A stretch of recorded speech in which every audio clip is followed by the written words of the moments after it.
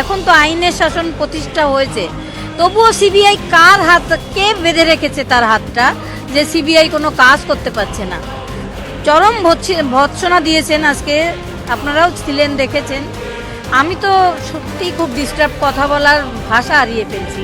আজকে প্রায় 2 বছর হতে গেল, আমার মেয়ে আর বাড়ি আসবে না, কিন্তু বিচারটা তার একটা সুরক্ষিত বলয়ের মধ্যে যে ঘটনাটা ঘটেছিল তার বিচার পেতে যে এত দেরি হবে, আমাদের হাতে ছেড়ে দিলে আমরা বিচার করে দিতে পারি। সেখানে সিবিআই কি করছে?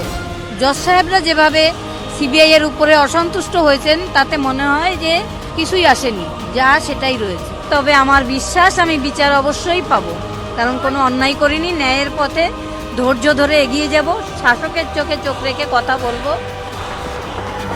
সন্দীপ ঘোষাদের তাড়িয়েছি, বাকি যা আছে পরিষ্কার করব।